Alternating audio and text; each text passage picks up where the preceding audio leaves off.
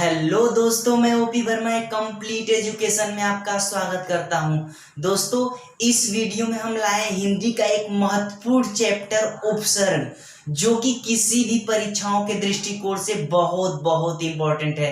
तो चलिए दोस्तों, हम शुरू करते हैं इस वीडियो में उपसर्ग का पार्ट 1। और दोस्तों, वीडियो शुरू करने से पहले आप लोग मेरे चैनल को जरूर से जरूर सब्सक्राइब कर दीजिएगा और बेल आइकन का घंटी दबा दीजिएगा, ताकि हम जो भी वीडियो अपलोड करें उसका नोटिफिकेशन आप लोगों के पास पहुंच जाए। तो चलिए दोस्तों, स्टार्ट करते हैं हम इस वीडियो में उपसर्ग का पार्ट 1। आइए दोस्तों, हम सबसे पहले समझते हैं कि उपसर्ग का अर्थ क्या होता है। देखिए, उपसर्ग ध्यान से समझिए। उपसर्ग का अर्थ देखिए, यह दो शब्द के योग से मिलकर बना है। कौन कौन से दो शब्द हैं? उप और सर्ग, जिसमें उप का अर्थ होता है समीप, निकट या पास, तथा सर्ग का अर्थ होता है सृष्टि करना या निर्माण करना। इस प्रकार उपसर्ग का अर्थ है पास में बैठाकर दूसरा नया अर्थ वाला शब्द बनाना। देखिए, आपको समझना क्या है। देखिए, आपको उपसर्ग का अर्थ समझना है तो उपसर्ग दो शब्दों से मिलकर बना होता है।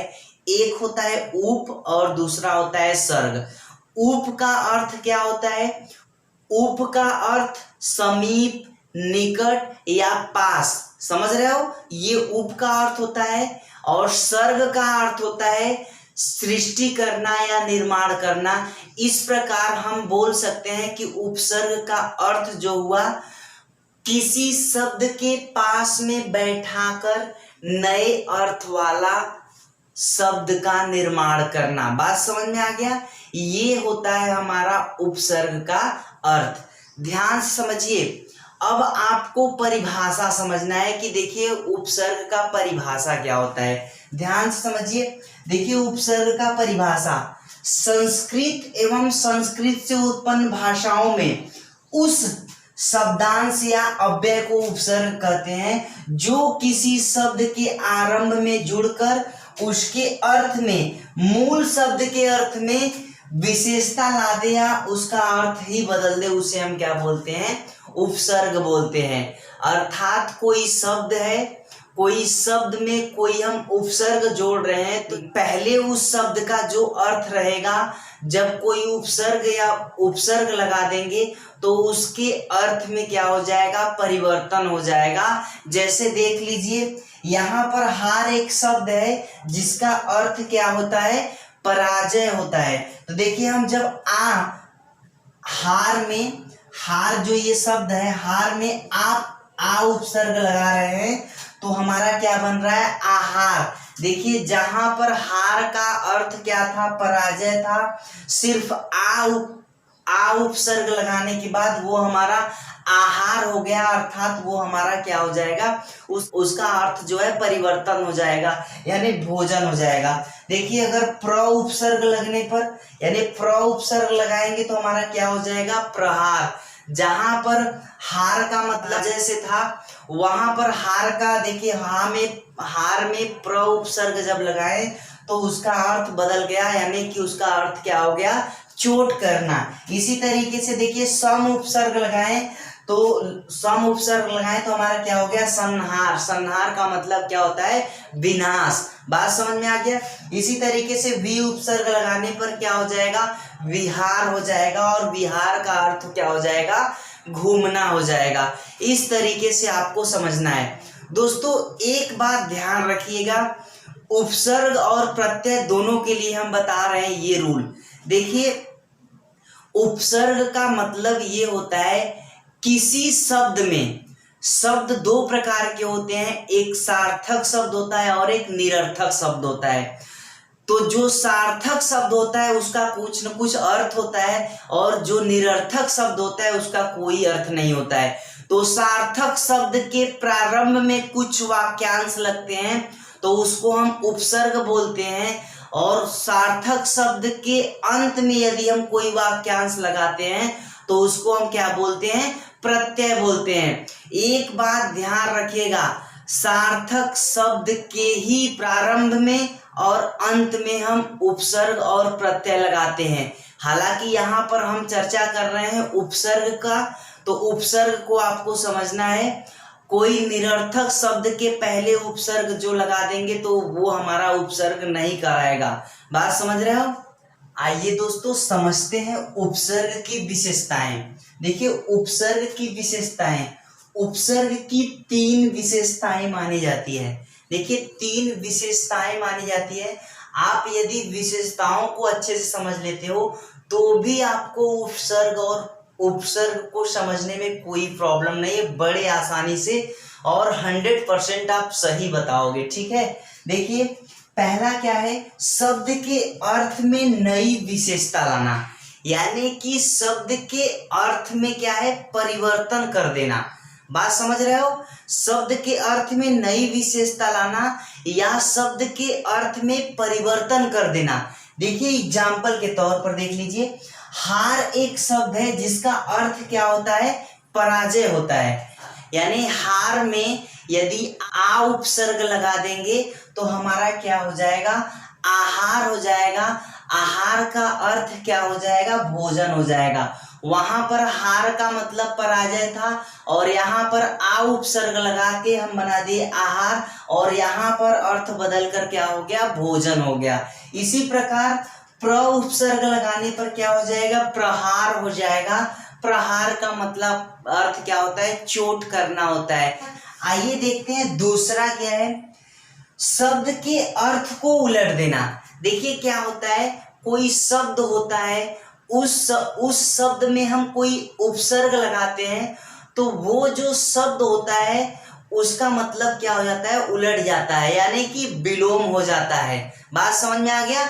देखिए एग्जाम्पल में क्या है, जैसे एक सत्य हमारा क्या है, शब्द है। सत्य शब्द में हम अ उपसर्ग लगा देंगे तो हमारा क्या हो जाएगा, असत्य हो जाएगा। सत्य का विलोम क्या हो जाएगा, सत्य का विलोम शब्द हो जाएगा, असत्य हो जाएगा। इसी तरीके से यश, यश मतलब कीर्ति होता है, तो इसमें यदि हम यश में हम अप उपसर्ग लगा देंगे तो हमारा अपयश हो जाएगा।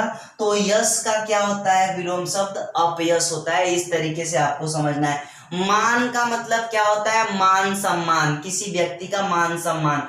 तो अगर हम उसमें अप उपसर्ग लगा देंगे तो क्या हो जाएगा, अपमान हो जाएगा। इधर हमारा मान, मान का अपोजिट क्या हो जाएगा, अपमान हो जाएगा। इस तरीके से आपको समझना है। आइए हम तीसरा देखते हैं कि तीसरा विशेषता क्या है। आइए दोस्तों तीसरा विशेषता देखते हैं, शब्द के अर्थ में कोई खास परिवर्तन न करके मूल अर्थ के इर्द गिर्द अर्थ प्रदान करना। यानी कि देखिए जो मूल शब्द होता है उसी के आसपास जो है अर्थ प्रदान करता है। बात समझ में आ गया? ध्यान से समझिए। जैसे देखिए हमारा एक मूल शब्द है जीवन। जीवन का मतलब क्या होता है, जीवन का मतलब क्या होता है, जीवन सभी लोग जानते हैं जीवन का मतलब क्या होता है। अब यदि उसमें हम आ उपसर्ग लगा दे तो आजीवन यानी कि जीवन भर हो जाएगा। बात समझ रहे हो? तो इसी के इर्द गिर्द जो है हमारा क्या है, अर्थ दे रहा है। इसको आपको समझना है। देखिए गमन, गमन का मतलब क्या है, आवागमन जो समझते हो कि नहीं। जैसे गमन का मतलब है एक स्थान से दूसरे स्थान को गमन कर जाना।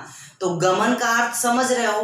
गमन में यदि हम आ उपसर्ग लगाएंगे तो आगमन हो जाएगा। आगमन का मतलब क्या है, प्रस्थान होता है। ठीक है, देखिए शुद्ध, शुद्ध का मतलब क्या है, शुद्ध का मतलब क्या है, सभी लोग जानते हो शुद्ध का मतलब क्या है। उसमें जब हम वी उपसर्ग लगा देंगे तो हमारा क्या हो जाएगा, वी शुद्ध हो जाएगा।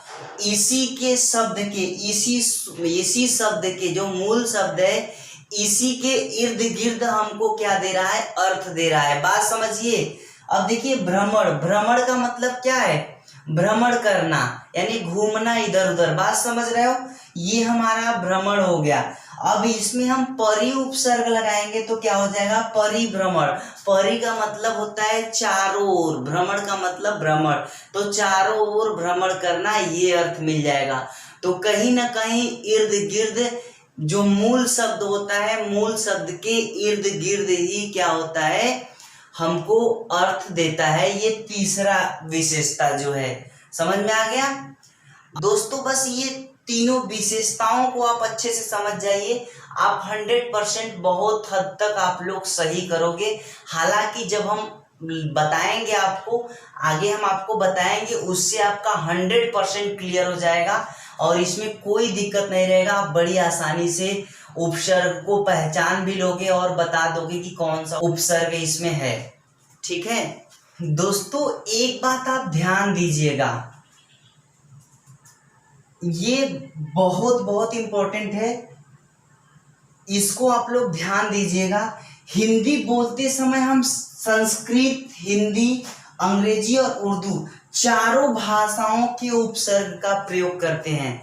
ध्यान से समझिए, यदि हम लोग हिंदी शब्द का प्रयोग करते हैं, हिंदी बोलते हैं, तो उसमें हम अंग्रेजी के भी उपसर्ग का प्रयोग करते हैं, हिंदी के भी उपसर्ग का प्रयोग करते हैं, संस्कृत के उपसर्ग का भी प्रयोग करते हैं और उर्दू के भी उपसर्ग का प्रयोग करते हैं। बात समझ में आ गया।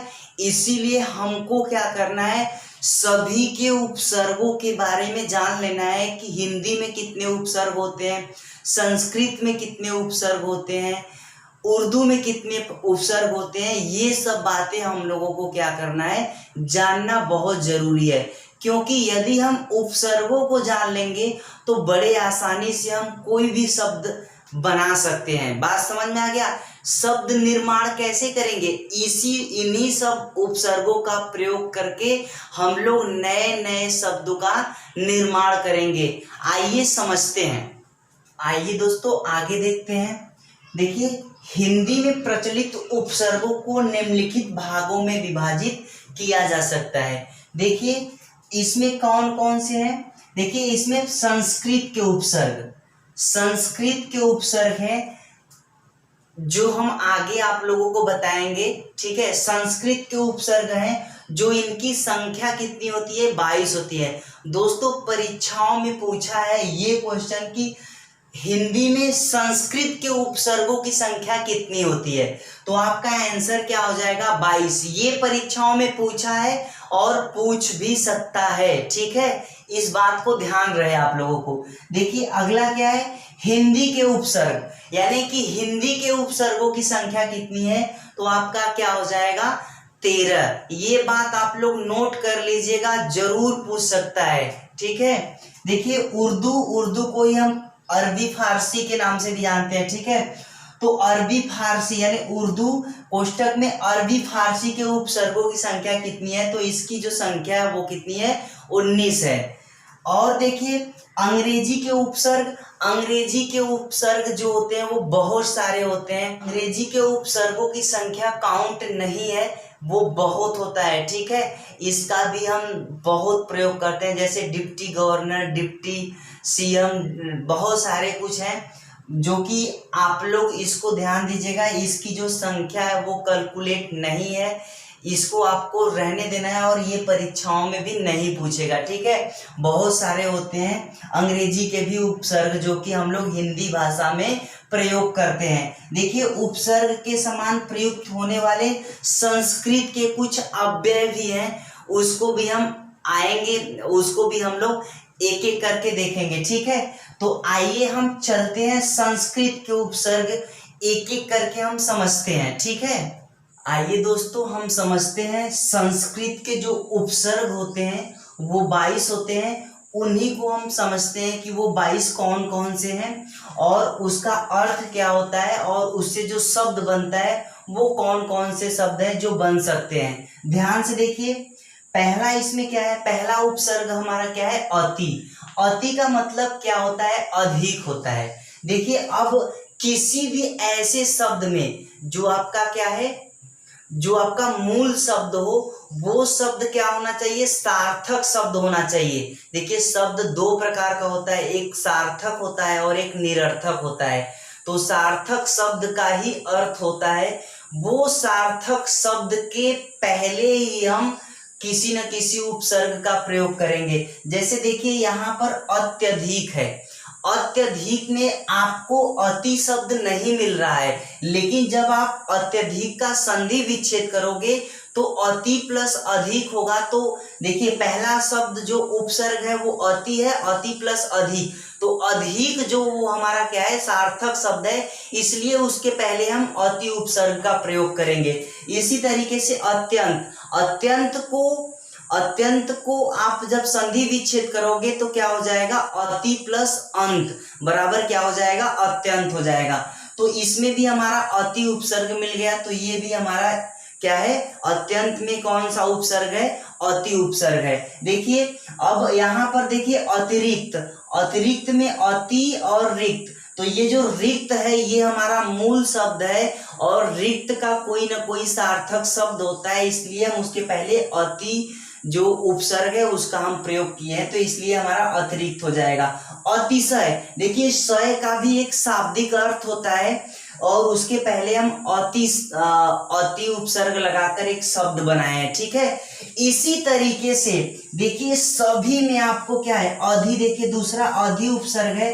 अधि का जो अर्थ होता है ऊपर या श्रेष्ठ होता है। देखिए अधिकार, अधिपति, अधिनायक, यानी इन सब में पूछ सकता है, जैसे पूछ देगा कि अधिनायक में कौन सा उपसर्ग है, तो ये आपका क्या है, अधि उपसर्ग है।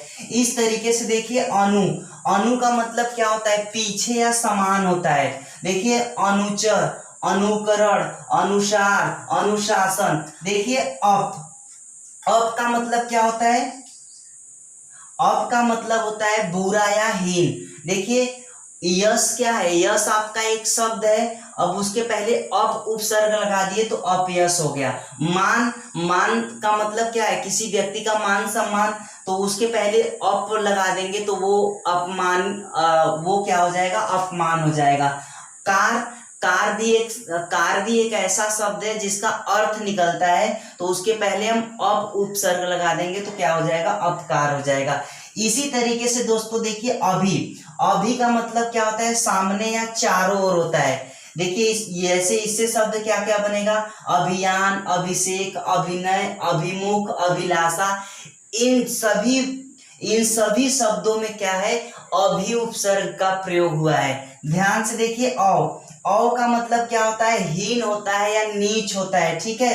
तो देखो अवगुण, अवनति, अवहेलना, अवतार, ये सारे जो शब्द हम अभी अभी बोले हैं इसमें सभी में क्या है, अव उपसर्ग का प्रयोग हुआ है। देखिए आ का मतलब क्या होता है, तक या समेत। देखिए तक या समेत, जैसे देखिए जीवन आपका एक शब्द है, उसके पहले एक उपसर्ग आ लग गया है तो वो हमारा क्या हो जाएगा, आजीवन हो जाएगा। आगमन, आमरण, आचरण, इन सभी में क्या है, आ उपसर्ग का प्रयोग हुआ है। बात समझ में आ गया।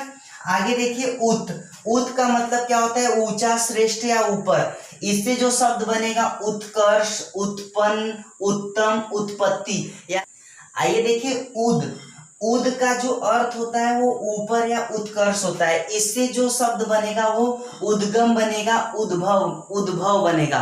बात समझ में आ गया। आइए दोस्तों देखते हैं। देखिए उप का क्या है, अर्थ जो होता है वो निकट होता है या सदृश होता है, और उपसर्ग से जो बना है शब्द देखिए उपदेश, उपवन, उपमंत्री, उपहार। ये जो शब्द बना है ये सभी में क्या है, उपसर्ग का प्रयोग हुआ है, ठीक है।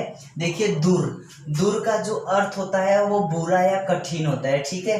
दूर का देखिए दुर्जन, दुर्गम, दुर्दशा, दुराचार, इन सभी में दूर उपसर्ग का प्रयोग हुआ है। अब यहाँ पर ध्यान दीजिए, जैसे ये दुर्जन है तो यहाँ पर जो दू है फिर ये आधा र उड़ा है, इसका मतलब दूर हो गया, ठीक है।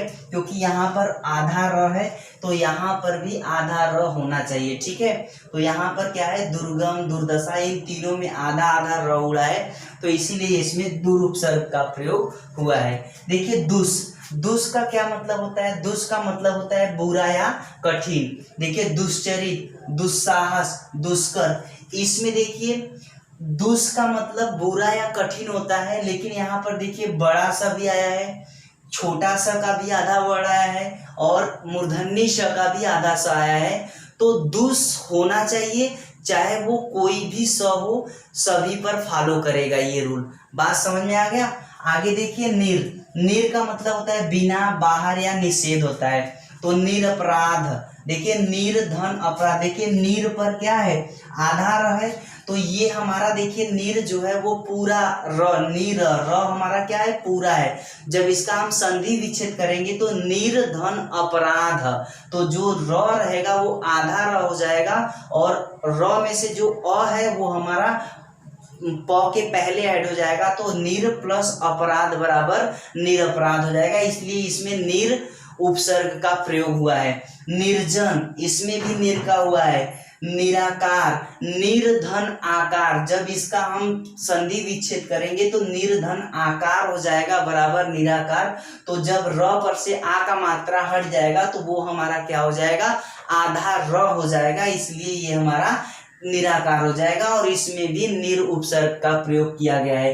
निर्गुण, इसमें आपको निर में आधा र दिखाई दे रहा है, तो ये भी हमारा निर उपसर्ग के प्रयोग से बना हुआ है। देखिए निस, निस का जो अर्थ होता है रहित होता है या पूरा होता है। देखिए निस्तार, निस्तार, निश्चल, निश्चित, ये देखिए जो निस है, ध्यान से समझिएगा, निस है वो किसी भी स पर फॉलो करेगा, समझ रहे हो?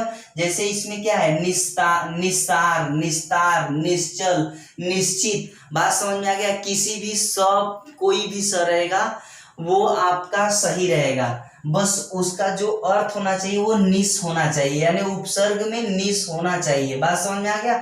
आगे देखिए नी है, तो नी का अर्थ जो होता है निषेध होता है, निषेध होता है या नीचे होता है। देखिए नि उपसर्ग का प्रयोग करके कौन कौन से शब्द बनाए जा सकते हैं? निवारण, निपात, नियोग, निषेध, ये सब जो है नि उपसर्ग के नि उपसर्ग का प्रयोग करके बनाया गया है। देखिए परा, अगला देखिए परा उपसर्ग, परा का जो अर्थ होता है उल्टा या पीछे। देखिए परा से कौन कौन सा शब्द बनाया जा सकता है? पराजय, पराभव, पराक्रम, परामर्श, ये जो शब्द है इन सभी में परा उपसर्ग का प्रयोग हुआ है। देखिए परी, परी ये हमारा क्या है? परी का जो अर्थ होता है चारों ओर होता है या आसपास होता है, तो परी से क्या हो जाएगा? परिजन, परिक्रम, परिमाण, परिपूर्ण, ये जितने भी शब्द है इन सभी में परि उपसर्ग का प्रयोग किया गया है। प्र, प्र देखिए प्र का मतलब क्या होता है? अधिक या आगे, तो प्रख्यात, प्र उपसर्ग का प्रयोग करके देखिए कौन कौन से शब्द बने हैं?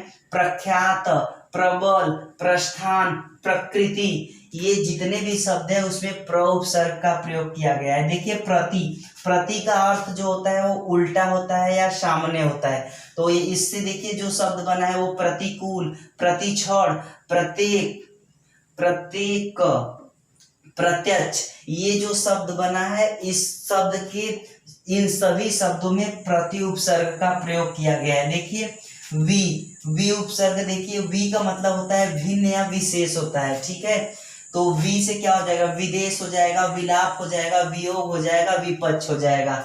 इन सभी शब्दों में वी उपसर्ग का प्रयोग किया गया है। देखिए सम, सम का मतलब उत्तम होता है या साथ होता है। देखिए संस्कार, संगम, संतुष्ट, संभव, ये जो सभी शब्द हैं इसमें क्या है? सम उपसर्ग का प्रयोग किया गया है। सु, देखिए सु का मतलब क्या होता है? अच्छा होता है या अधिक होता है। देखिए सुजन, सुगम, सुपात्र, सुनिश्चित, ये जितने भी शब्द हैं इन सभी के अंतर्गत सु उपसर्ग का प्रयोग किया गया है। दोस्तों हम चाहते तो इसी वीडियो में पूरा उपसर्ग कंप्लीट कर देते, लेकिन वीडियो बहुत ज़्यादा लंबा हो जाएगा, इसलिए हम वीडियो को अभी रोक रहे हैं। ये जितना हमारा है ये पार्ट 1 के अंतर्गत होगा। पार्ट 2 और पार्ट 3 बहुत छोटा छोटा वीडियो होगा, इसमें हम उपसर्ग को खत्म कर देंगे। आई होप दोस्तों ये वीडियो आप लोगों को पसंद आया होगा। यदि दोस्तों वीडियो पसंद आया है तो प्लीज़ वीडियो को लाइक कर दीजिएगा और शेयर कर दीजिएगा। और ऐसे ही मैथमेटिक्स, हिंदी और रीजनिंग के संपूर्ण टॉपिक को देखने के लिए आप लोग मेरे चैनल को सब्सक्राइब कर दीजिएगा। और हाँ दोस्तों, यदि कोई त्रुटियां हैं या कोई कमियां हैं तो आप लोग कमेंट बॉक्स में जरूर हमको बताइएगा। धन्यवाद दोस्तों।